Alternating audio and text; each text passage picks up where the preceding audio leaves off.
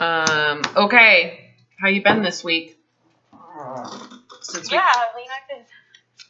I've been a lot better. It's been the emotions hit me like in waves. Kind of like it's not constant, steady. Mm-hmm. Because I've been so good at masking it and just. Or whatever I do, I don't freaking know what I do. But well, you've never really addressed the issues. We've talked about you have like fear of fear.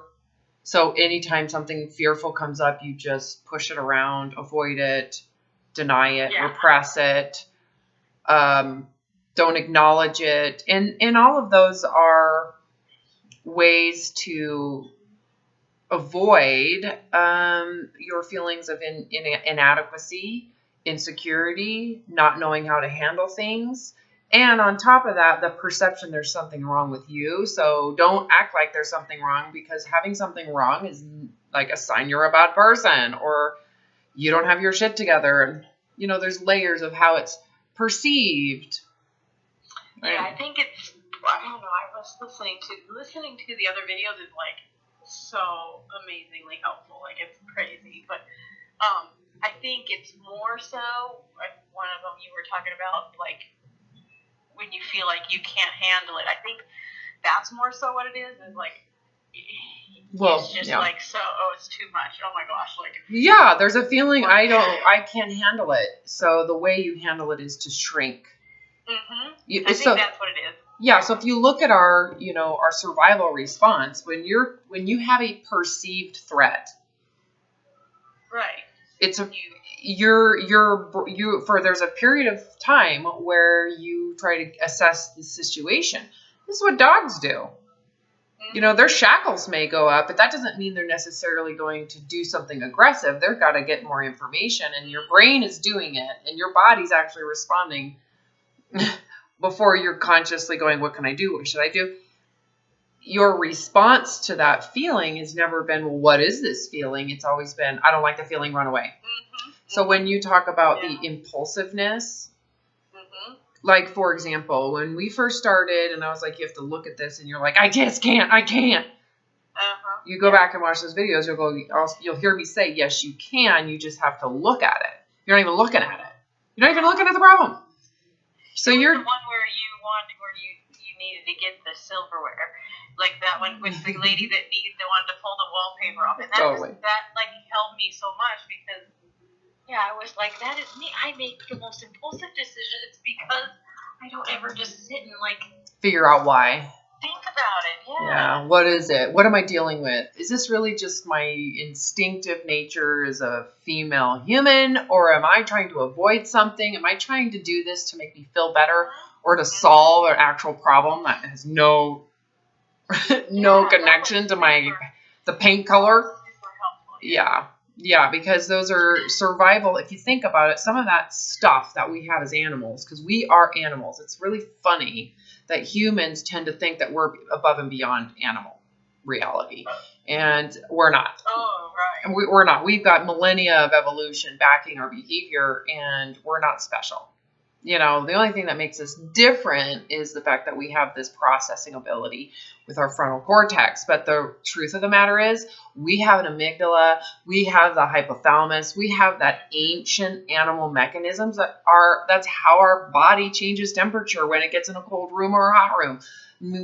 We can't get rid of that part of how the body survives. And that area of the brain is the primary control mechanism of our fight or flight response. So when you perceive something as threatening, and it may actually be a true threat, like there's a tiger in front of you, but when you perceive, this is bad and I can't handle it, your brain doesn't know that you're sitting at home thinking about, going out in public without being thin. It's not going to look at you and go, well, she's fucking nuts. It's not going to do that. It thinks you're credible, because that's what it's wired to do, based on the fact that if there's a tiger in front of you, you better move. You gotta shrink, hide, move, stay put. What are you going to do? And your way of dealing with those emotions, because you feel inadequate, is to shrink and run. Right? You're not necessarily fighting. If you look at the response, what would it take for you to fight? To sit in it and like feel it and think about it. Like I just flee. Well, you would, but you would have to, even if you don't sit and think, if you're just reacting, what it takes to fight is a degree of competence. I can do it. Yeah, and you're clearly shrinking and hiding and running and, just constantly hiding. Yeah. Constantly pushing things, repressing things, avoiding, denying things, because you don't think you're capable of what's underneath it. So someone who fights, hey, chill. Someone who fights on terms of their survival reaction, they get angry. They poof themselves up. They become prideful. The narcissism is that's a huge part of narcissism, is to put yourself superior to others, push other people down, make other people wrong, constantly blame. The blaming game is a form of fighting. You're not that. You're not that. Not so much. Yeah. Although the victim position that you commonly take, that everybody commonly takes, poor me, this sucks, boo-hoo, that position is an actual passive-aggressive fight to get what you actually want. You're just not doing it aggressively. You're doing it passively, as if you're the victim and no one's helping you and you deserve it. That type of thing. Right. You can see that behavior is very animalistic. It's very animalistic. A lot of people would say that's ego. Well, what is ego? Well, it's the self-centered, narcissistic core of survival. We're wired that way under those circumstances, right? Do whatever you can to preserve yourself. And in those moments, if you don't feel capable, you're going to seek something that will give you help too. So because you also feel inadequate, you're more than likely to be codependent with a rescuer. I need help. So that's where the diet industry has become your best friend, but your biggest enemy, because it's also taking away your food. Just conflicting with your, again, survival mechanisms around feeling good and safe with food. That I definitely, I feel now the cage. I'm like, this freaking protocol, I'm going to throw it out the freaking goddamn window. Are you still on it right now? Well, because you told me, I'm following it 50%. My husband, he's so funny. He's like, you said the other day that you couldn't eat a meat cheese. My son wanted it. Italian place, and I'm like, well, I'm not going to go pick it up because I can't eat it, And yeah, you're not getting the point of why I have you on this. Well, I totally get what I was just he was basically saying, also, you said you said you couldn't have that, so why are you having what you're having, And I'm like, well, I'm giving myself grace, just not that much grace. Yes, so you're getting that benefit. However, why did you get on the protocol in the first place? No, I know exactly. Because I wanted to lose weight and be thinner. Because you were a victim. If we look at it, you're a victim of the body that you inhabit. Right. And now, I think, I don't know, it just, by being on that protocol and then even not following it perfectly, it's still freaking you're in a cage. And you are. It's a medical procedure. You are doing something very medically oriented. You're the one that chose to be on it, despite the fact that I tell you probably shouldn't. Now I'm saying, well, you're on it. You might as well finish it. Yeah. Because of the benefit for you to get over your victim role around the dieting, the food restriction, and to really look at how that has impacted you and enabled you, because you're using food as well to protect you as a weapon. So think of it as a weapon. So the diet is also a weapon against what? Against gaining weight. Against the fear and the fight or flight response to being fat. which is in actuality not about the fat. It's about the association and the symbolism that you will be inferior, judgeable, you're not a good person. It doesn't, that it's not about the fat. It's about what it represents. Yeah, and you're really... and that's threatening to you. Being perceived as a loser, a failure, slothful, lazy, ugly, not wanted, that to you is threatening. And so the diet is your weapon to that threat. So you see, if you don't feel competent within yourself, you need the diet to help you battle that threat. Battling your weight, right? So on see, that's where I kind of was like, I kind of don't feel like I need it anymore because I'm just like done with it all. I know, just hold on, because you have to be okay gaining weight. So you might be saying this because you're sick and tired of being restricted. You're victimized by the protocol. So that might be why all of a sudden you're okay with this weight, at least for now. But at some point, if you make it real and permanent, it might bring up those issues that you had when we first started around it. The feeling, I can't do it. You know, those might be magnified. I'm positive it's going to, but because right now you're not in reality. You're in a bubble. You're actually in a vacuum, if you want to call it a vacuum. The other thing is, because you could gain weight and right now you're not. So add to your sense of bloatedness. Now tell me how you're going to respond to it if you were truthful about it. Go into the radical truth of how it's going to feel. Chances are you're going to go, oh my God, I don't know if I can handle that. Well, then you're more than likely gambling that you don't think you're going to gain weight when this protocol is over, because I'm going to eat to hunger and I shouldn't have any issues and my body's going to keep me safe from that threat. So you haven't really targeted the threat. The other side of this, just give me a second. I want to make sure you're also looking at, because remember this codependency drama triangle, the Cartman's drama triangle that we're kind of using as a way to see this. Not only are you waging or defending yourself with the sword of dieting from the fear of fatness because you believe in thin supremacy, but you're also fighting for food and using food to supplement what you feel inadequate to deal with emotionally in your real life situations. So you have two codependent drama triangles going on. So the food is a weapon against you feeling inadequate to life chaos, feeling inadequate as a mother, feeling inadequate as a woman, feeling, whatever the inadequacies are, the stress that comes up in life. You're using food to deny, avoid, procrastinate, to compensate for something that happens that you don't want or like. Right? There's that side too. Mm-hmm. So there's more to it than just accept your weight. Obviously, that to me, we have to start immediately there. We don't start with the food because your issues with food are being magnified because of the restriction of the diet. Right? Right. Yeah. And I mean, I just by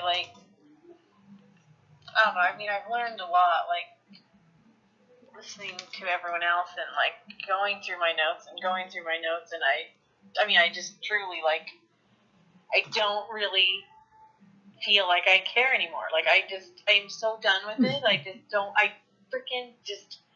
I understand it all now. I totally get it. I understand. Okay, I want you to take that thought, and I want you to now add you're gaining weight. Right now in this moment, you're bloated, your pants are tight. Put yourself where you were when we were starting to work together a month ago, when you were on and off and on and off and on and off the protocol.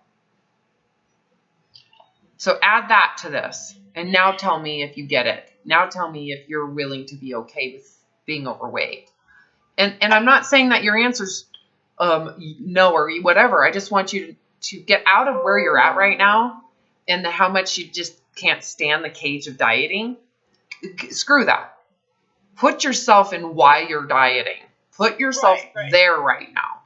No, can you experience weight gain? Physically experience having to go get bigger clothes than you already have?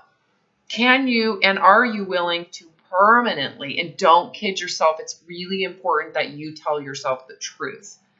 Just be honest. Because what that'll do for you, if you can go into the heart of that and the vulnerability of that, it will at least allow you to acknowledge where you're at rather than saying and making these statements of I am done, I'm done, and then assuming you're there when in reality, when it comes down to it, you're not. What'll happen if you do that is you're going to feel bad about yourself. You're going to feel like you're failing this recovery process. You're going to judge yourself because you're holding yourself to this idea of recovery that when it comes to gaining weight, you're not quite there yet. You're connecting to the idea of what not caring would bring to you. You're connecting intellectually that if I don't care about my weight, oh my God, I'm free from this shit for the rest of my life. That's huge. The good news is right now you can see the truth in that. You can feel it and you can see it. Am I wrong? Oh, I can totally see it. Yeah, and feel it. Like, yeah, it's not some fantasy I'm creating. There's a reality in what I'm showing you. It's like if you can accept permanent obesity, and the reason I say obesity is because that's going to trigger shame. You suck. People are not going to want to be with you. Your husband's going to leave you. Everybody's going to think you're a shitty person. Blah, blah, blah, blah. All of that social trigger to survival, which is why dieting is appealing, right? Mm-hmm. Yeah. If you can go through the worst case scenario and actually see that that's a better situation, it's a benefit. And actually accept it in your heart and in it permanently. This is over. It's freaking over. Yeah. And you'll also notice your victimization with food is over too. It's like, why am I complaining?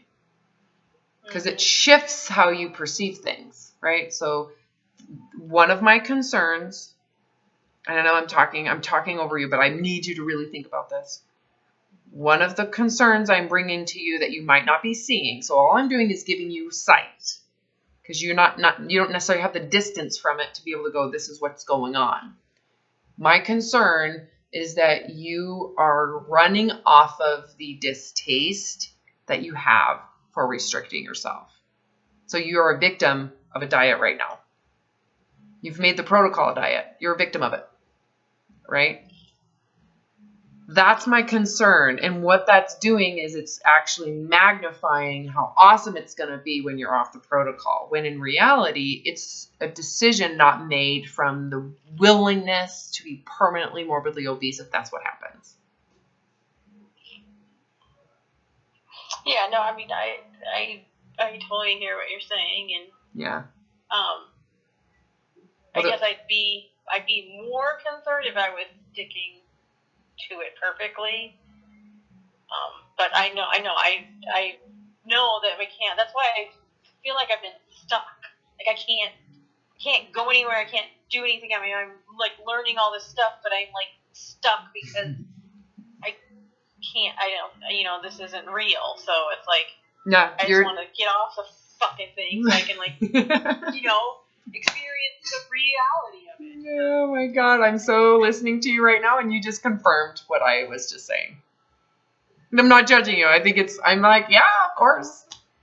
Well, no, because I'm supposed to be getting better. I can't when I'm, on this. I can't. You can. I've done it with people a lot. I don't recommend this route. When you first came to me, you were on the very low calorie protocol, and I was just like, oh shit. And I don't think you'd watched hardly any of my YouTube videos. You watched some. Right. I've watched way more now. And so now you get it. Oh shit. Maybe I should have watched more before I contacted Ron. Well, that's why I don't see any other choice. Everything that I've learned, like sitting at that Mad Hatter table, there is no other choice. I either have to be there or I have to go on this other path, and it may be scary. I may have absolutely no. Yeah, it comes with weight gain, but if I continue to do what I'm doing, that's gonna come too. So it doesn't matter. It doesn't. You're correct. the way you were doing it before, you were absolutely, if you continued to stay in that place, you were going to regain all of it plus more, and then you were going to feel even worse because you just spent all this money to work with me and it was useless. So, like, I know. Right, I mean, I think I realize now that, you know, that boat analogy you did, like, that's genius, because that's exactly, like, everyone always says, oh, gosh, yeah, I gained it all back plus some, you know, and then it's just, I see that cycle, and it just leads you to being heavier. Yes, so the desire to be thinner for those self-preservation survival reasons projects into restrictions, which triggers the need for food. You end up over-consuming, and also biologically are more sensitive to gain because you're in fight or flight while you're eating these foods, increasing gluconeogenesis from the glycogen, right? All that shit. And no one's looking at the dieting and the desire to be thinner as the core of the issue. Right. When I see someone who is overweight or morbidly obese based on, you know, thin supremacy, the first thing I think is that's a thin supremacist in shame. Of course. They clearly feel bad about their weight, and it's projecting into the desire or the idea I should not be eating, and what is that doing to their relationship with food and how their body responds when they eat. Boom! You're gonna have the body's going to preserve itself through fat gain. You don't have the only reason why they're fat is because they don't purge. Well, they're purging, and I have to say this: people who purge tend to be overweight. Just so that you know. I'm not kidding. Statistically, people who are bulimic tend to be overweight. So the anorexics, on the other hand, they starve themselves and they isolate themselves. So the actual thing you should be saying is the reason why they are not maintaining thinness is because they are not starving in isolation. They're binging in isolation. They aren't necessarily holding themselves hostage to the treadmill. Right. And some of them are, and they still have these issues, you know, so. Yeah. But in general, statistically, they have found people who are bulimic tend to be overweight. So the purging doesn't get rid of the biological inflammation and actual fight or flight response that makes them highly reactive to the food they're eating while they're in severe fight or flight. Yeah. Anyways, just on the side note. How do anorexics do it? They isolate themselves. Yeah, well, that's why I just was, you know, watching some of those YouTube videos, and it just, oh my gosh. It's heartbreaking. That one girl, I mean, it's just heart-wrenching. Oh my gosh. It is. And heart-wrenching. I know.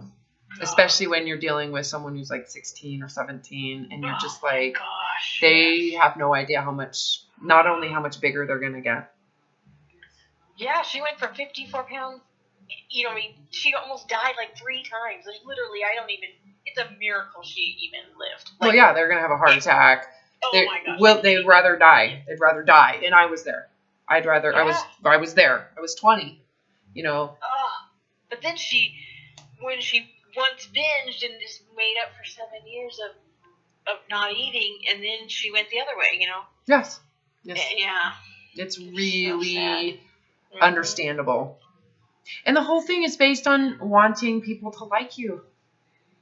And wanting to like yourself. What it ends up being is it's like, screw everybody else liking me. I want to like myself. So I want to be thin for me. And that's when shit gets bad. That's when things go really crazy. Because it's now about self-preservation with yourself, not with others. Yeah, this would be so much easier to recover from if it was really about my freaking husband is wanting me to be thin. No, you want yourself to be thin, therefore you're the one who's suffering. If it really is someone else's belief and not yours, you would have left a long time ago, because this is cruel and unusual, and it's horribly inhumane. You would not tolerate this from anybody, right? Right. Yeah. And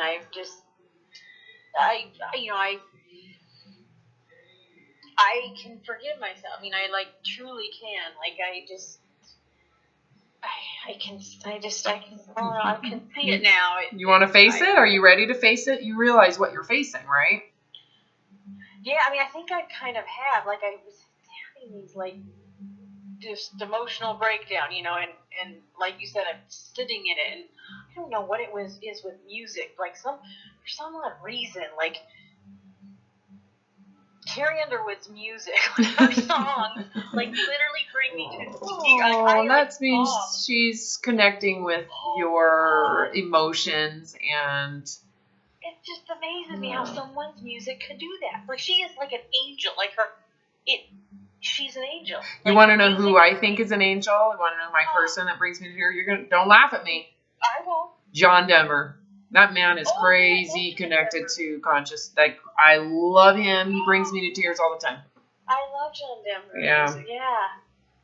So I was listening to, you know, and a lot of her songs that truly move me they're very spiritual. Like she's very, you know, she's very Christian, and you know, I'm not religious, but I still like it's almost like that feeling that I think what would feel like being like reborn or getting like baptized, you know, I mean, like. Yeah, and you don't have to be Christian to have that experience. That's not a Christ experience, just so that you know, that's a human experience with grace and forgiveness, which is not owned and patented, and it's not owned by Christianity.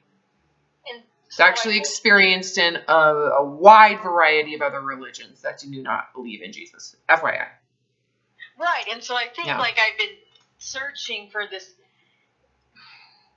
you know, like spiritual something else, you know, something, because it just feels like such this heavy weight on my shoulders, and like if you just had, you know, someone did, like, so you don't feel completely alone, you know, I think that's what a lot of people do with their belief in God, you know, and they're relying. Okay, this is where this is really important. I do not want you transferring your issue to religion, okay? Oh, no. I mean, people go back and forth between body image and religion all the time because you're not relying on yourself. You are not feeling capable. Now, there is a point at which I know for me, I chose not to include the concept I was taught of Christ in my recovery. And there's a reason why. It has nothing to do with the reality of Christianity that I absolutely have a connection to. It has to do with the idea that I was told about, that he only forgives people that aren't, you know. Yeah. So I couldn't include it because to me, I had failed. I had failed the God, and I'd failed the Christ that was not going to forgive me because I was such a pathetic piece of shit for having sex. Right. Well, so I would never transfer because I don't even believe in that. I understand that. I get that. But the key here is that I recall when my own recovery, as much as I did call on something out, if this is real, if this is true, if this is meant to be my calling, if someone was to call me or to say, here is the purpose of your life, there is something greater than me that is aware of what's going on here. Yeah. If it is meant to be that I am to not exist anymore. Because that's what it felt like. I'm willing to surrender to that. Mm-hmm. So there is something bigger than you. The difference here in what I'm instructing you to do is to not use another aid to assist you. You have to do this willfully on your own. Right. I guess what I was just kind of saying is like her songs that she's, you know, I know what she's meaning by it. Yeah. What I don't take it that for some reason it affects me like her song. There's a song Something in the Water, and it is the most powerful song, and it's just like it just makes you feel like this free, like, you know, like you're just I don't know what it is, but I don't relate it to religion, you know. Yeah, it's something that is to something else. Yeah. Well, it could be you're relating it to feeling that you're good enough. There's something beyond this. I'm going to listen to that song. I'll listen to it. Oh, it's amazing. Oh my gosh. Okay. Amazing. I tried sending you the link to the video, and then it didn't work, and I was like, oh. But it's like truly, I cry every time. And I even remember one time I was doing this run, you know, I was just like going along and just like, you know, it gets to the very end, you're almost there, and you're just like, oh my God, I'm just going to collapse and die, you know. And I remember that song came on, and I was like, you just like, I just sprinted, like it just like gave me this, I don't know what it is. It's so bizarre. But I think that's what when I was listening to it, and it just makes me sob because it's like this release, you know? Well, does it give you a sense of love for yourself? Yeah, but also like you would like dropping this whole like this illness, you know, this whatever it is, you know, it's a belief system, yeah. Just let it go, like let it go, and like yeah, go, you know. I don't know how to explain it, but it is so powerful, and yeah, listen to the song. Okay, I'm excited. Well, yeah, and the thing about it is, I do want to say that when we talk about this as an illness, it's the belief system is an illness. The illness is what you get when you apply the belief system, because the system is inhumane. So you end up you're holding yourself to a system that doesn't promote what we are here to experience. Yeah. I mean, I take that back, because we can't say that, because you're suffering as an experience as a human. But clearly the people who are in this system clearly are suffering in it. But yet they believe the system they're suffering in is going to get them out. Even though the system, the way it is built, it's built to promote. It's not built with the intention of promoting mental illness, but it is because it is so ignorant to our human nature, it is actually promoting human illness, mental illness, right? Of course, yeah. So if you drop it, if you surrender it, what's going to happen to your illness? It goes away. It does. That's what happened when I dropped religion, when I dropped all these, the fundamentalism, the extremism, the radicalism, the codependency. And what you do when you let those go, you're left to be independent. And that's the next step, which is, do you feel competent? Yes, I do. If you fail. I mean, competent meaning, can I handle sucking? That's the key. I can. Yeah. I mean, I don't think I suck. Honestly, Hold on a second, because you have to accept that you do. Because in reality, in relative terms, we all are terrible human beings. Right. That's okay. I fully see. Yes, I do suck in a lot of people's eyes. Oh yeah, and from a lot of belief systems point of views, and you are going to make mistakes because you don't know everything. Because we are ultimately making decisions, being naive in the present moment. We don't necessarily understand the consequences of every decision we make until we do. So, for example, you could look at your decision to be thin as your savior and what you're worshiping, your religion of thin supremacy. You didn't think it was a bad idea. In fact, you thought it was the best thing you should do for your health. I truly can see that the brainwashing, like I did believe it, and I don't believe it anymore. Well, yeah, because your consequences have been horrendous. Not only has it affected you physically, it has affected your mental well-being and your spiritual well-being. You have been stunted. You haven't developed. You've been emotionally immature because you've over-relied on this concept. And now you have this coping mechanism with food that's super dysfunctional. You know, you've heard Kubler-Ross, the DABDA. No, It's 5 stages of death and dying, so like it applies to any loss, and so it's what is it called? You can go in and out of the phases. You know, it doesn't have to be like one like Maslow's. You know, it's not really like that. Like so, it's tell me what it is. It's denial. What's it called? Anger. Oh, it's the 5 stages of death and dying. It's Kubler-Ross. Okay, I don't know the name of it, but I've looked at it because I've witnessed my brother-in-law pass away and my mother die, and not only that, but I've gone through it. In fact, the one thing I do recall is when my brother-in-law, Jeff, who was 33 and he was dying of brain cancer, and he had hospice come in. You know, hospice brings the paperwork, and they bring pamphlets to help the family processing everything, and it was describing the stages of death, and I went, oh my God, I've been through this. This is the first time I connected. And again, I just want to say, when I had that experience, I put it on a shelf. I was like, I didn't feel the need to tell people because it was so sacred to me. And not only that, but it was so personal. Why do I want to tell people about this experience? This was one of the first times something came back to me about that experience. And it was reading the stages of death and the processing that goes on in it. I went through every single step. Every single step I went through. Yeah. I know. And that's what I've been kind of experiencing is I was in that first stage for,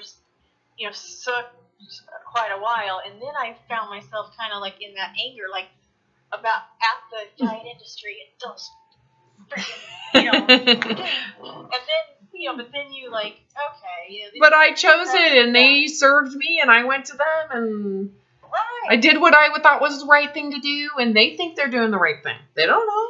Yeah, but then you can like, and then you have like the depression, like so they don't have to necessarily go in order, but because like the depression is like I'm a victim of. Yes, it's a last ditch effort. Yes, it is a last ditch effort to fight. And the bargaining, you're like, oh, please, just, and then acceptance, and I truly think I can accept it. Like I just. To what point? Are there any conditions around what you can't accept? Because in your head, when you said I can accept it, what are you accepting?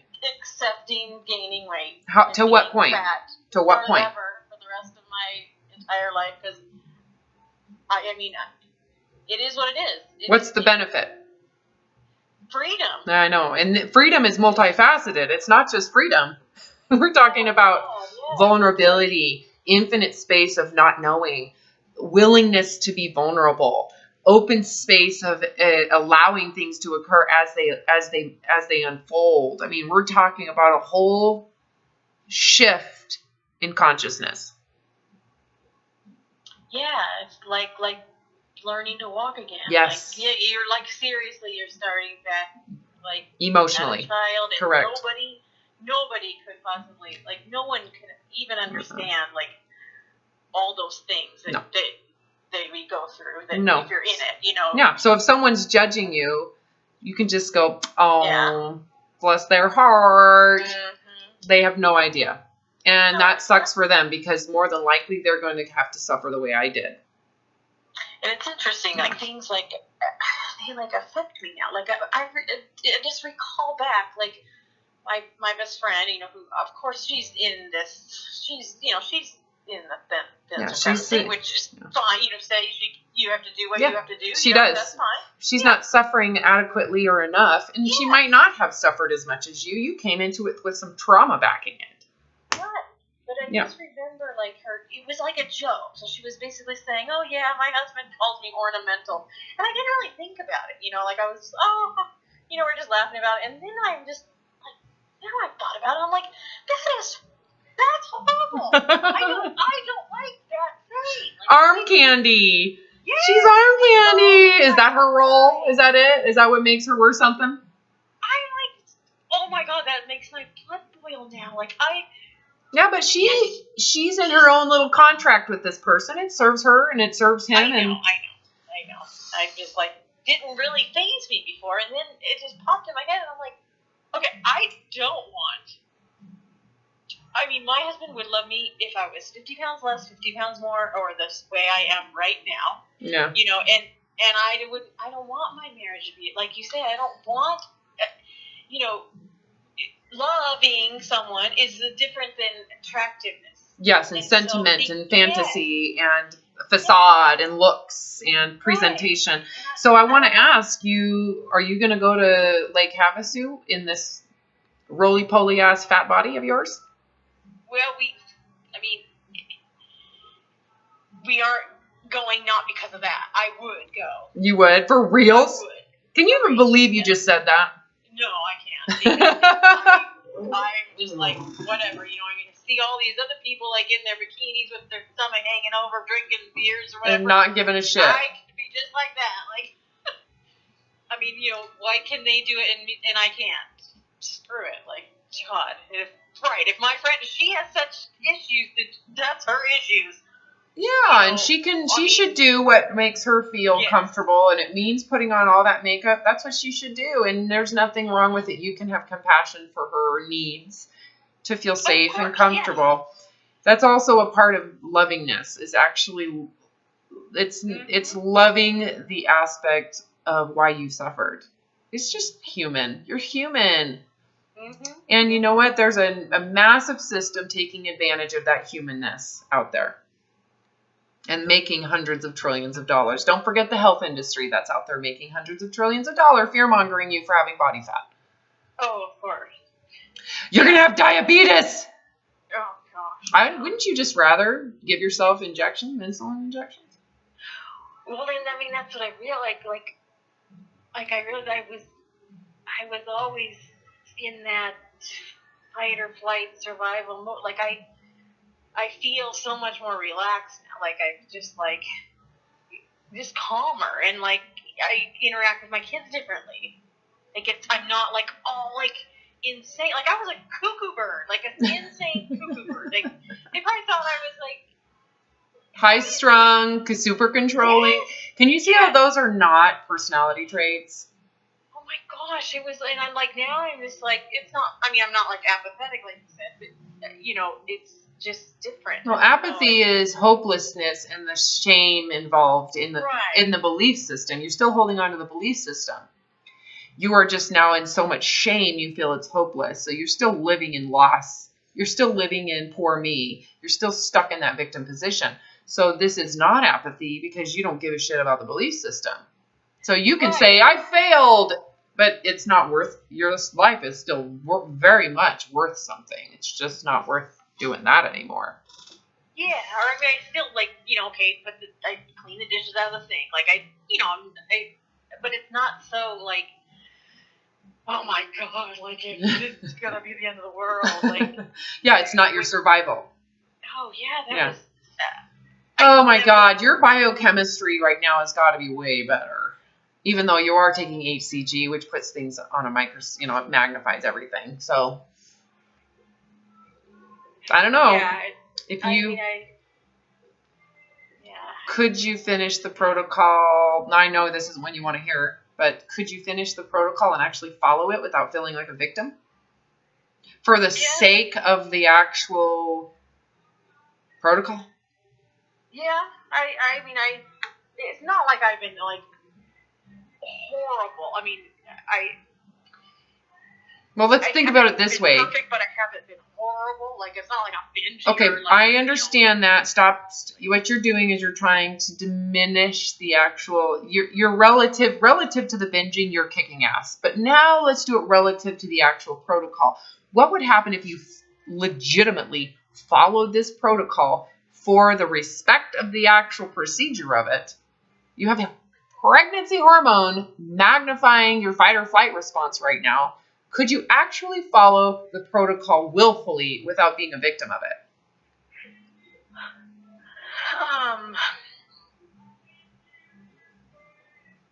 Yes, I think I could. What would be the benefit for you? I don't know. Well, it would benefit these issues you've decided to use with food. So all of the shit you're using food for, it would benefit that. This comes back to what I wrote in Weight Loss Apocalypse. Right? You would actually be a good candidate for the protocol at this point. That's the crazy thing. Yeah. Assuming you have, you know, if I were to do a body fat composition, if you had over 30 pounds of extra fat on your body, sure. Which I do. But that's beside the point. Doesn't matter. Yeah, it doesn't. Yeah. The body doesn't need the protocol, but it would be an environment that you could be in to actually witness your life without the need for food in this deprivation. Oh, I see what you're saying. Okay, so yeah, we're targeting that side of this problem. Remember when I was like, well, obviously you have the body image issues are fixing themselves now, or you're solving those issues, which is what should have been done before you do the protocol. Right. Now, the next aspect is, are you in a state of mind where you literally can be on something as radical as the protocol and feel abundant and not care and actually do this in respect to the body and respect to the actual healing properties that are not about your weight. They're about your hypothalamus and the adrenal gland and the anterior pituitary and changing the amygdala and how it's fearing, the whole fear response to food. Can you actually live inside the protocol without being, bore me, my life sucks, I can't have an ice cream cone? Both sides. Yeah, I think I can. I think I could. Here's what I'm proposing. 3 days. 3 days, that's it. Can you do it? Oh, yeah. And not be pissed off about it. So yeah, I totally could do it. Because I have experienced that. Like, that's what I was kind of, what I wrote in my little journal, that I actually, like, have been thinking about, truly, like, trying to hone in on my body and, like, feeling that what hunger, feeling like, okay, this is what it feels like.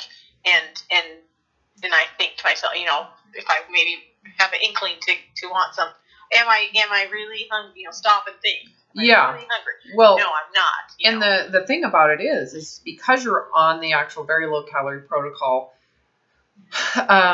could you do it without caring about the weight loss? To where you're like, it is so not even why I'm doing it. It's the principality. It's the actual addressing this dysfunctional relationship I've created with food now as a byproduct of all that dieting in the past, and actually, because when this is over, just expect you're going to regain the weight. So whatever weight loss you gain or you get from actually being on the protocol as it was supposed to be done, you just it's insignificant because you're prepared to gain it all back when it's over. Right. The benefit isn't the physical weight loss or the illusion of being healthier.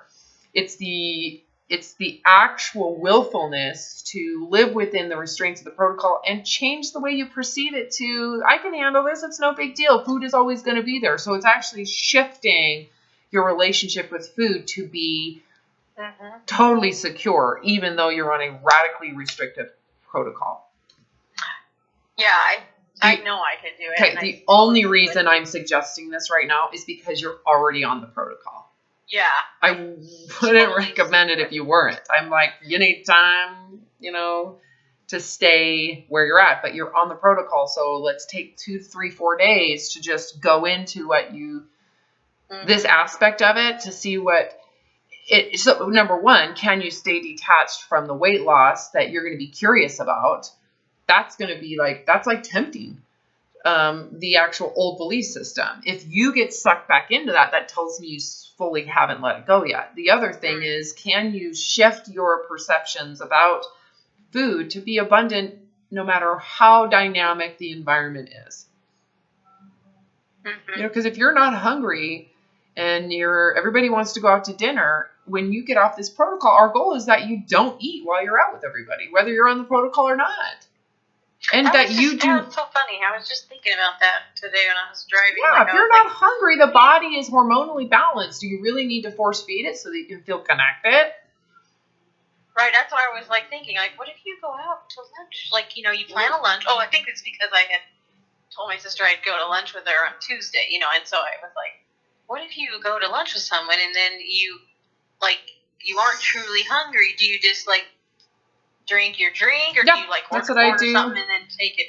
I'll order tea. I might totally. Yeah, and you could take one bite or a couple bites and then just. I don't even do that. It's just there's a variety of ways to do it. All of those are great answers. Okay, that's what I thought.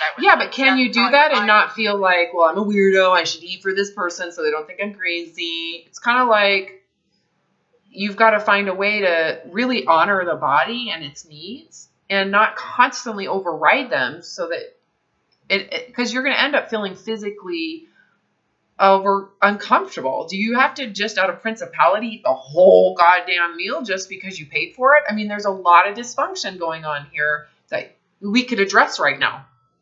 Nip it in the butt in 2 to 3 days. Mm-hmm. Well, I kind of like. There's been a couple times when I waited a little too long, and then I didn't eat too much, but I ate a little too fast. Yes. Well, so then I actually felt like I was like, oh, this. You can feel the lag of how that hits your body. Totally. So it's an opportunity right now because you're already on it to just address these issues. So do you really need to get off of it right now? Or can you just face these issues? You're going to have to face when you come off the protocol anyways. This just makes it clear as day.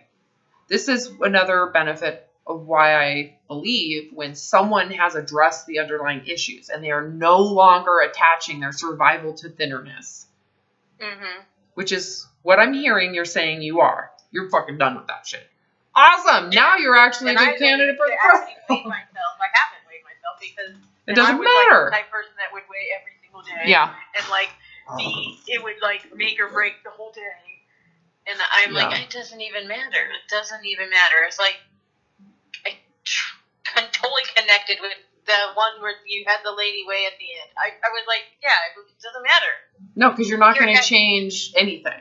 So right now would be an opportunity, if you can stay disconnected from that, force yourself to deal with some of these dysfunctional the way you've related to food dysfunctionally as a weapon against you feeling insecure in social environments and dealing with kids, dealing with things out of control, reasons you've used food as a coping mechanism. Mm-hmm. So can you deal with life now without going, I should get something to eat because I'm bored, Hold on a second. First of all, how am I perceiving my life to where I feel entitled to doing something that in the end makes me physically uncomfortable? Who cares about the fat gain? That part, just get over. It's the physical discomfort as you're eating, while you're eating. Why aren't you listening to that? And more so feeding your boredom. And what is boredom? It's relying on external stimulus to entertain you, which means you're passive. These are things you learn. I'm bringing that up. It's like right now you could just be kicking ass, getting this shit below you, getting over it. And then when we introduce food back in, how you respond to it. So it's it's multifaceted how I see this process. And I do want to say, you do not have to be on the protocol. You don't have to do the protocol to learn this. The fact that you're on the protocol already, well, let's take advantage of it. That's all I'm saying. And I mean, before I never even would stop I never even knew what hunger was. I mean, I definitely learned. You were way more mind controlled by diets, and you knew exactly quantities and ratios and when I shouldn't eat and the timing and all this micros and macros, and like you were super freaking brainwashed. That's why. What? Listen to your body? That's not coming from my mind. That's coming from my physiology. Yeah. You gotta relearn that. That wasn't even a concept. I never even considered it. What? I don't have to memorize anything to know when to eat and how much? And I don't have to have shame about bad food? But it makes sense. And then if I could just throw all the trust into my body and just wash my hands of it, then it's that's a freeing thing right there. I know. But the only reason you would get that is if you are not attached to the outcome of your size, weight, shape, and what goes on metabolically. Well, if you trust the body, then I think all before that I was so concerned. I mean, there's many reasons why, but one is I thought I knew more than my body. And how could it can't handle it? How could it? So you're projecting yourself onto it, right? But then it's like because you can't handle it. That analogy with the urinate. I'm like, you don't go in the freaking bathroom and stop halfway through and then leave. You let the body regulate when you go. For the most part, you do have a gray period between I gotta go pee and I'm gonna pee my pants. Right. And then you go potty and you're not like, oh my God, Did I pee enough? Are my kidneys in failure? Do I need to make sure I check what came out so I don't have disease? I know, it just like cracked me up. That is just the perfect analogy. And there is a gray period with the eating too. Yeah, it's like, on both sides. Okay, I'm not hungry anymore. But there's there's like this little space between. Okay, I don't feel that hunger, but I don't feel full. There's like this little space, you know. Yeah. And so that part, that's awesome, and I want you to keep on witnessing that, so you get a sense. It's like actually developing. You know, like a child that is potty training. You're potty training right now. Yeah. With a hunger scale, okay. So you got your HCG diaper on, okay. Yes. And it's true. And you're like, I'm going to get rid of this thing. That's fine. You can. But why not take advantage of what's going on here to really get a sense of this stuff? I am not as concerned about that for you as the moments you're rationalizing and justifying cheats on it. There's shit you're not facing there. Okay. That's what I'm talking about. That would be like, you know, I'm lazy, so I'm gonna pee in my diaper. That's what you're doing. So it's like, even if you have a diaper on, could you choose to go to the restroom, even though you could pee in the diaper? Mm-hmm. Yes. I think I was kind of taking the, I'll give myself a little grace and like.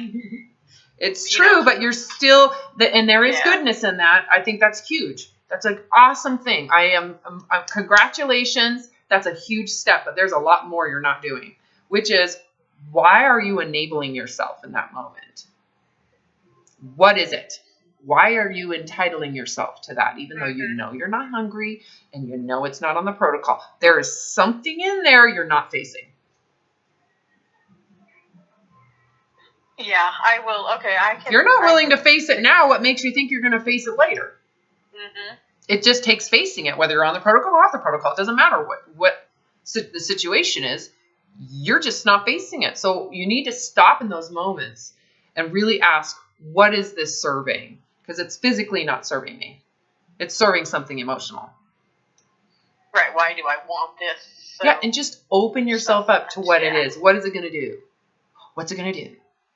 So that is why I am saying for you, because you've chosen to be on this round. You chose it when you went back on it, and you're the one who's, I am suggesting and guiding you here. Just stay on it and take advantage of every single moment you're hungry, every single moment you want that food. Take advantage of this right now to get rid of the dysfunction. Take ownership of what you're doing. Be responsible for protecting the body from your own baggage. Just follow it. And you need to be able to do this. Okay, I am speaking from the original Weight Loss Apocalypse. You need to do this without it being about your weight. Right. I can't tell you how many times I repeated that in that book. That's irrelevant. You would do this whether you lose weight or not, because it's the actual biological mechanism that you're supposed to be using to guide when you eat and how much. Mm-hmm. It's like, I would not pee in a diaper even if I could. Right.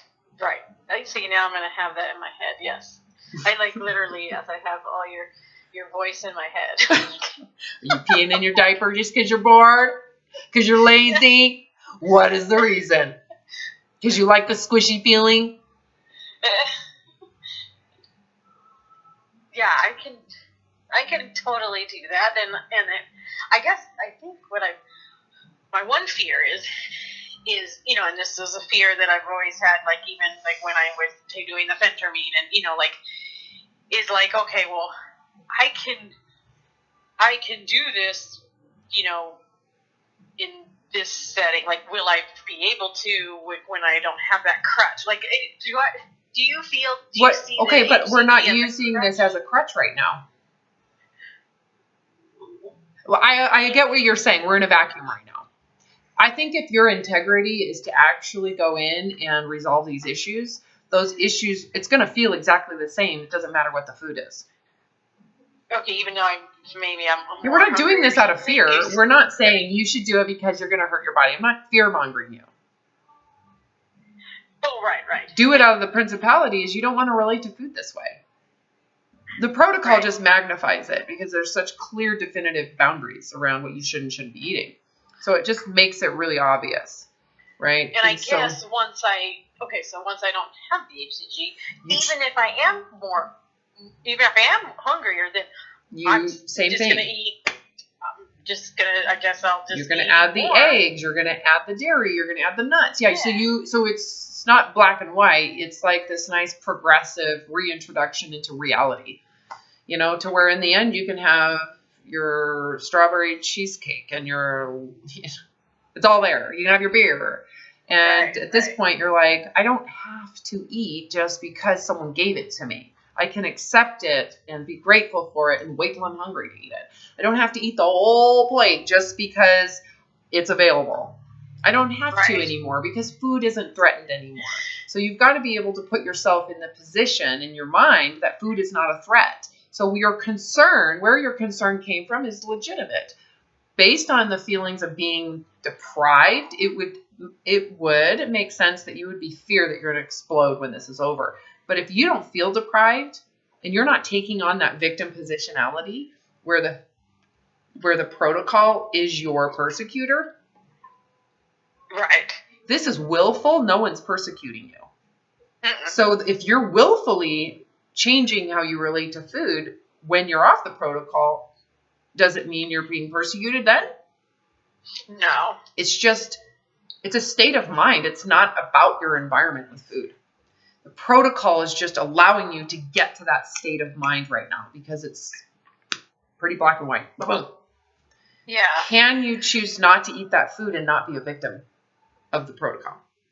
When you come off the protocol, when you're in reality, can you not eat the food because you're not hungry? Right? Which is the same thing. If you're not hungry, you're not to eat. When you're hungry, you're to eat. And you're to eat because it's the right thing to do for the body. Not because you can get in and sneak in, some food because emotionally you want it and you're hungry. I mean, I've seen people do that too. Yeah, I think it's hard because, you say, you can have anything you want. I mean, not right now, but, I love ice cream. I absolutely love ice cream. But there's nothing wrong with that. And the ice cream will be there for the rest of your life, anytime you want it, every fucking meal if you want.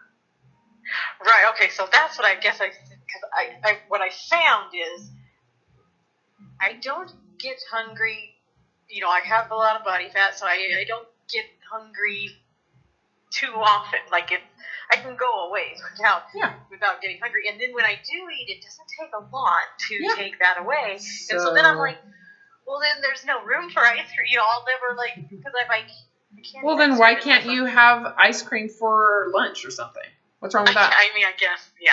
Once again, are you holding on to some brainwashing that says you can't have ice cream? Or breakfast? No. I know. The thing is, if you just allow it, what's the likelihood you're going to want ice cream all the time? Right. I mean, it loses its spark. It's like, oh, well, I can have that all the time. Do I really want that? And it loses that, magic. Oh, yeah, because it used to, literally, and it just cracked me up how, my friend's like, oh, yeah, that ice cream got freezer burn. I'm like, what? Seriously? Ice cream could not sit in my freezer without me, literally obsessing over it. Well, yeah, that's because you're using it as a weapon to deal with your reality that you feel out of control and can't handle. So at this point, you have to address those issues. And that's why I'm saying, you know what? Force yourself to deal with those issues. Not because you want to lose weight, but because you don't want to use food that way anymore. You're sick and tired of food being the center of your life for a diet. Which one, it's both we're trying to. Right, which I am. I mean, it's I totally see. And I was, when I had this conversation with my sister, and I felt bad, but once I explained to her everything, that I was going through everything I have been learning, then it totally made sense to her. And she was like, because I was saying, oh yeah, I'm not just my body. I'm caring and kind and whatever. And she was like, well, She's like, I understand that. Or, she's like, of course I know you are like that. But she was feeling like I didn't care. Like my self-centered, she's like, you're very selfish. And I'm like, you're right.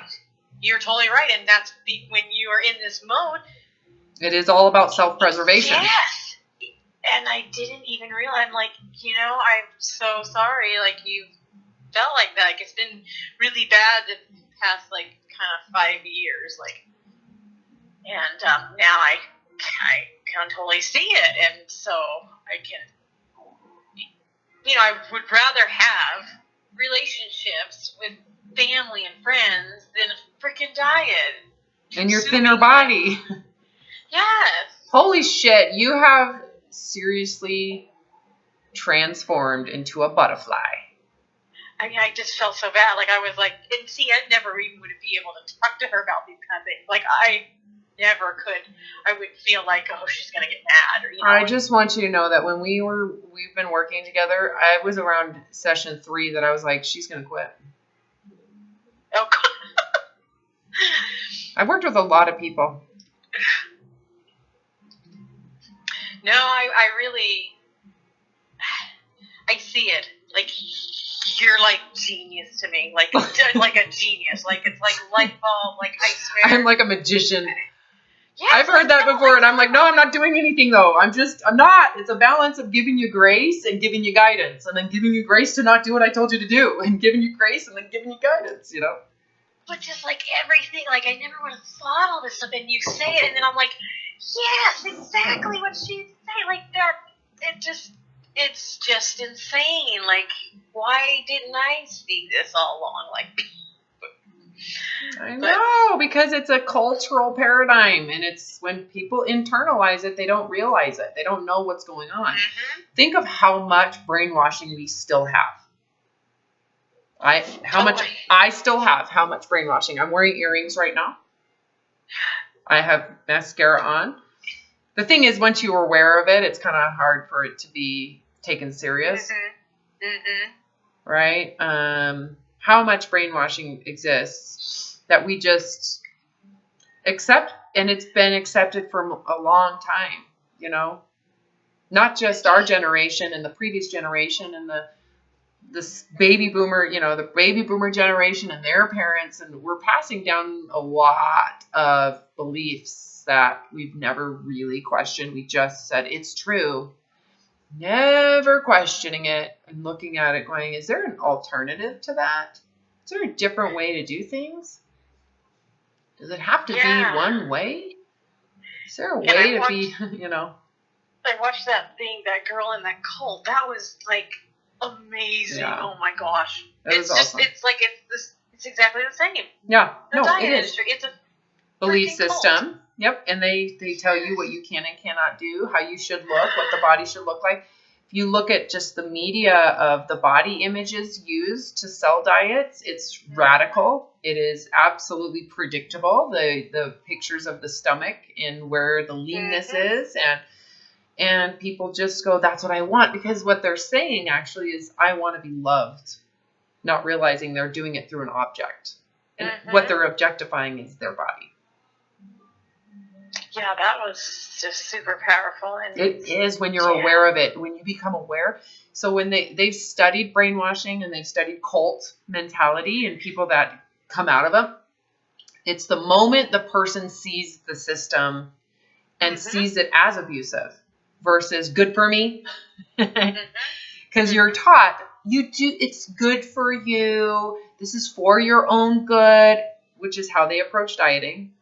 Like, it's healthy and it's good for you, right? When you see the abuse in it and you see it as a belief system and you question it, willfully going into the cognitive dissonance, because it does create cognitive dissonance. That's why I believe in the beginning why you probably were really, really uncomfortable talking to me, where it was like, I don't want to call her. I don't want to call her. I don't want to face it. It's uncomfortable. Oh my God, she's so abrupt. She's so, Once someone actually faces what they are in reality experiencing, it can be like it's quick. Boom. Getting someone to that point is not quick. It can take years and years and years of staying put. Mm-hmm. Accepting mental illness, accepting depression, accepting OCD, accepting all this stuff. Telling yourself I'm addicted or I have a personality issue or whatever it is, not realizing, is it really you or is it the system that is diseased? Yeah, it's a belief. It's what you believe. And it's just... and when you hold yourself to it that strictly, it's worse. So not everybody is as extreme. They have similar symptoms that aren't as extreme. Because they're more lenient with it. They may still be believing it, but they're lenient and gracious in the belief. Yeah. And I totally now can see, like, what I was chasing is so completely unrealistic fantasy. Like, now it's like, I don't have that hope. I don't have hope anymore because I know it's complete just a lie. Yeah, it doesn't exist. Where I truly thought it, I can go back in the feeling of truly like thinking that it did. I know, and it doesn't. Not without suffering. Right. Not without suffering. And the thing is, it's because you held it to you. It became survival for you. So if it's your survival, you have to hold on to it. You can't let it go. You have to maintain it, which means you are permanently stuck in isolation dieting. And that's the fantasy doesn't include that. The fantasy is that I'll be thin and free, like it's a destination you reach and then you're done. No, you're on a rat wheel. You cannot escape the cage. Yeah. You leave the cage and you blow up like a balloon because you're now binging when you leave, first of all. Right. There's no need to binge. Oh my gosh. Well, because you're eating food that's bad. You shouldn't be eating that. It's like totally creating, it's getting rid of your ketosis. Yeah. Right. Oh my God. Not even seeing that your ketosis is in survival mode, which means your liver is actually breaking down blood sugar, and you do have high blood sugar because of it. Mm-hmm. Oh my God, I'm out of ketosis. Why? I wonder why. Well, because you're in fight or flight. And you're just storing more fat. Yeah, and you're thinking that your body is triggering it. Like your food is. No, I'm sorry. It's amazing. It's amazing. I'm going to take that. Yeah, like you say, everyone should be teaching, stress management. Some people do, but, that should be the focus. Well, and what is fight or flight? What is survival mode? And how it manifests, which is not just in fight or flight. It's also in retreat and paralysis, right? Yeah. No doing anything. That is like procrastination is a form of paralysis, and how that can impact. First of all, how do you know you're in it? What are the symptoms? Well, some of the symptoms are obsessive compulsiveness, perfectionism, overreaching, lack of lenience, lack of grace, not feeling bad about yourself with small things, being extremely controlling of others. Controllingness is a big, big part of it. In black and white thinking. Oh, yeah. All of those are symptoms. And I had every single one of them. Yes, I know. And so does every single person who reaches out for my help. It is not just you. It is 100% of everybody out there. Because it's human. It's like, oh yeah, of course. But why are we promoting those symptoms? One, as if they make you a better person. Right. Yeah, like I'm type A. Really? Wow, that tells me a lot about your suffering. Are you also depressed? Uh-huh. So are you medicating? Yeah, that's in my genetics. Okay. Oh gosh, exactly. That'll make you sick. All those things. Not to say that that's not the truth for some people. However, to just say that without looking at their upbringing, their history, their belief systems that they're not questioning or bringing up. As soon as someone tells me they're a certain religion, I immediately give them space around survival mode. Uh-huh. Not everybody's that way, but however, the fact that you're gravitating to an extreme, controlling, radicalized belief system or politics is a sign. Yeah. There might be something going on there. And I'm not saying one politics side or the other. I'm saying both extremes. One, you know what I'm saying? Like if you're super controlling in any way, that's a sign there's something might be going on that you might not necessarily feel safe. And we all want to feel safe. So it makes sense why people gravitate to it. That means they need that much control to feel safe. That's a sign that they do not feel. They feel there's a radical sense of fight or flight that they are trying to repress, trying to fix, trying to control. Why isn't that conversation occurring all along the spectrum of psychological symptoms that are manifesting in our culture? Yeah. Well, it could be the systems that we're in. Could be that, that we're having a cultural breakdown. Social scientists are talking about it. We're on the cusp of an anomie, which is a breakdown of society.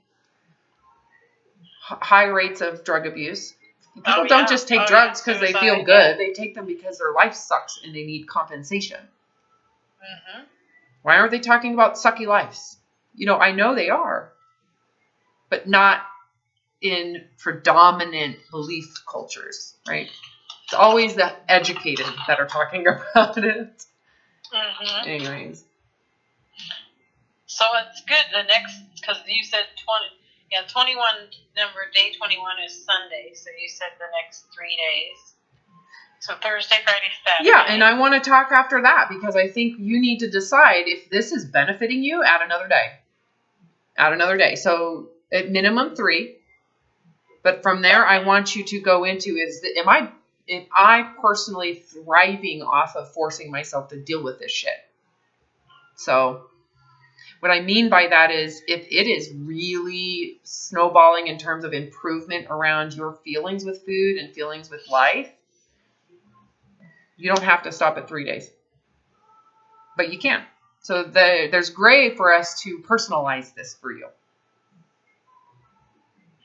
Okay. So what I'm suggesting is at minimum 3 days to include today. You need to follow it and you need to do it honorably. If you cheat, it's not the end of the world. Really hone in on why. Yeah, okay. I did not just give you permission. I just gave you grace. No. I know. You figure that one out. So I'm giving, that still applies here, but don't use it so that you don't have to face your shit. Right. I mean, I'm fine. I haven't even eaten anything yet, so I'll have my apple. When you're hungry. Yeah. So, and allow yourself to be present and to enjoy it and to feel gratitude for what you have, for the abundance you actually live in. Yeah. All right. I got to go. Alrighty. So you have to